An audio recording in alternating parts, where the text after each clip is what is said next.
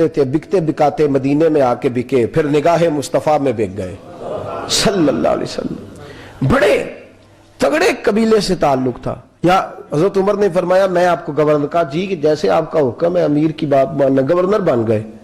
اور گورنر صاحب کرتے کیا ہے؟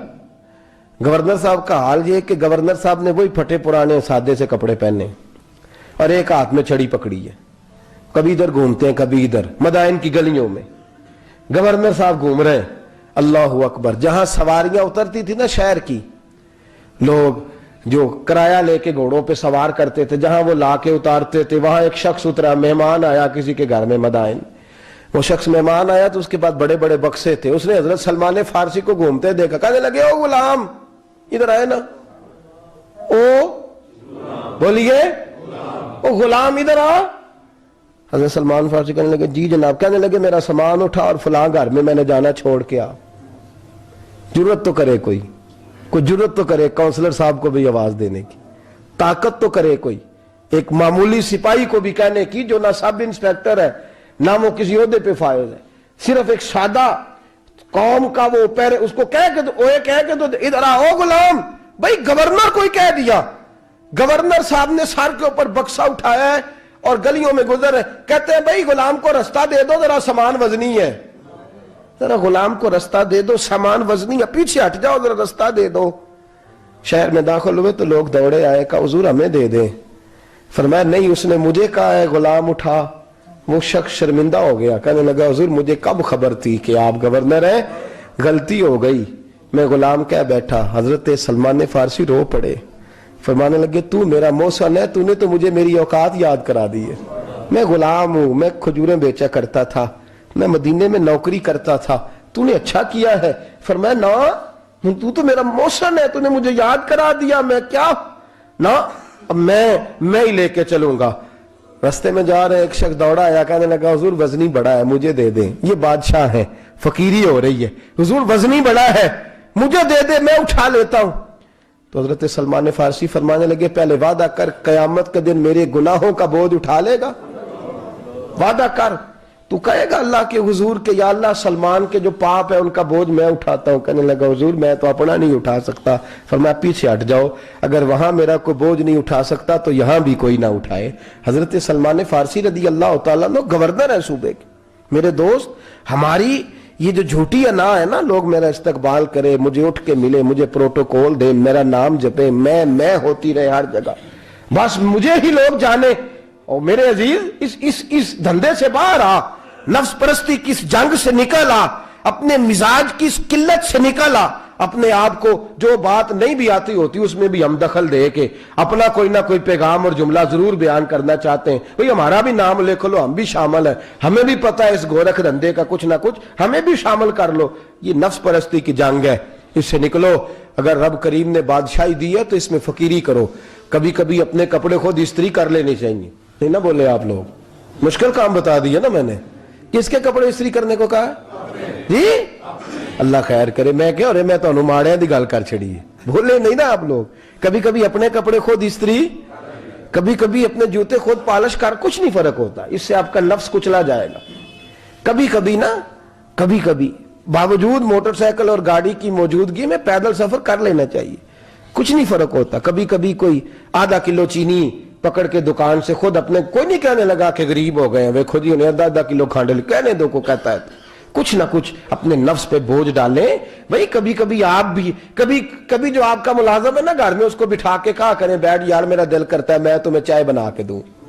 کبھی کہا کریں گھر والوں کو بیٹھو آج میں تمہیں کھانا گرم کر کے دے دیتا ہوں, کچھ فرق نہیں آنے لگا, عزت شان میں کوئی کمی نہیں آنے لگی. کبھی کبھی یہ کام, وہ جو گھومنے والی کرسی رکھی ہوئی ہے نا جس پہ بیٹھ کے ہم حساب کرتے ہیں, کبھی کبھی اس پہ کسی غریب کو بھی بٹھا کے دیکھیں, کچھ نہیں فرق آنے لگا. یہ نفس پر کچھ کوڑے برسائے تاکہ یہ کچھ سمجھدار ہو جائے. یہ جو ہم نے بڑی لمبی چوڑی اپنے لیے جھوٹی انا کے دروازے کھول رکھے ہیں, یہ روز ہمیں دور کر رہے ہیں. جو نفس پرستی کی جنگ ہوتی ہے یہ بندے کو اللہ کے دروازے سے دور لے جاتی ہے, یہ نبی پاک کی محبت دل سے نکالتی ہے, یہ ذہن کے اندر اچھی سوچ نہیں آنے دیتی. ذہن میں جب بھی کوئی بات آتی ہے بری آتی ہے. تکبر اور غرور والے جو لوگ تھے نا, ان کا کبھی کچھ نہیں ہو سکا. جس نے کہا ہے مجھے چودھری صاحب کو, وہ بیچارہ اسی چکر میں رہا ہے, اور لوگ آگے گزر گئے ہیں. جس نے کہا مجھے سیٹھ صاحب کو وہ اسی گڑبڑ میں رہا ہے اور لوگ آگے بیت گئے ہیں. دنیا میں کوئی پیشہ برا نہیں. ملت کے جوانوں، یہ تم نے کہا ہے نا کہ یہاں اگر ہم کسی گلی میں مزدوری کریں گے تو لوگ کہیں گے مزدور ہے، لیکن اگر یورپ میں جا کے ہم کریں گے تو کسی کو کیا پتا چلے گا؟ اور دیس اپنے دیاں ولہ نالو تمبے لالا کھائیے، امی غیر ملک دے باغاں اندر میوے کھان نہ جائیے. اپنی مٹی پہ چلنے کا سلیقہ سیکھو. کسی کے سنگ مر پہ چلو گے تو پھسل جاؤ گے. حضرت عمر فاروق رضی اللہ تعالیٰ عنہ مدینے کی گلی سے گزرے، امیر المومنین ہے، مدینے کی گلی سے گزر رہے ہیں. ایک گھر کے اندر سے بچیوں کے رونے کی آواز آئی. بچیاں رو رہی ہیں اور بچی اپنی ماں سے کیا کہتی ہے؟ کہتی اماں ابو بکر تو اب انتقال کر گئے. حضرت عمر کا پہلے دن ہے خلافت کا، اب ہمارا کیا بنے گا؟ ابو بکر تو وصال کر گئے. حضرت عمر فاروق رضی اللہ تعالیٰ عنہ نے رونے کی آواز سنی، دروازے پہ دستک دی، کہا بیٹو کیا بات ہے؟ تو بچیاں کہنے لگیں عمر ہمارے ابا جی ہماری 10-15 بکریاں ہیں تو ہمارے والد صاحب ان کا دودھ دھو کے بیچا کرتے تھے، گزارا ہو جاتا تھا.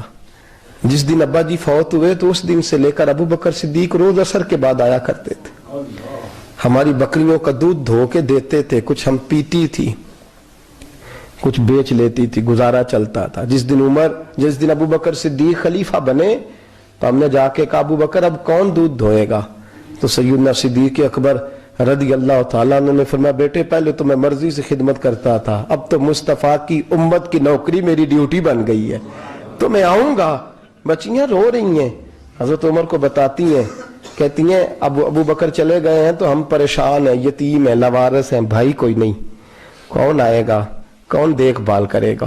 حضرت عمر فاروق گھٹنوں کے بل زمین پہ بیٹھ گئے، ان چھوٹی چھوٹی بچیوں کو سینے سے لگایا، فرمانے لگے میں ابو بکر کا کیا کروں، میرے لیے رستے بڑے مشکل کر گیا ہے.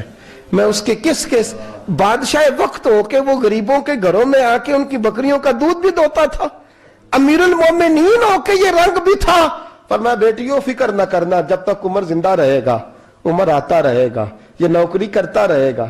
کچھ دن بیتے تو حضرت عمر فاروق کو یاد آیا اوہو مدینے میں ایک بوڑھی اماں بھی رہتی ہے جس کا کوئی گھر کا کام کرنے والا نہیں اور جس بی بی کا کوئی بال بچہ نہیں اور آنکھوں سے بھی وہ نابینی ہے. حضرت ابو بکر صدیق رات کے سناٹے میں جایا کرتے تھے، اس کے گھر میں جھاڑو دیتے تھے. یہ بادشاہ ہے، اس کی فقیری کا رنگ دیکھو. اس کو کنویں سے پانی بھر کے لا کے دیتے تھے. اور یہ لفظ آپ سنیں گے تو حیران ہو جائیں گے. اس بوڑھی اماں کے لیے نا ایک کونے میں گھر میں دور بار سیم ایک جگہ کھود دی تھی جہاں وہ بی بی پخانہ اور پیشاب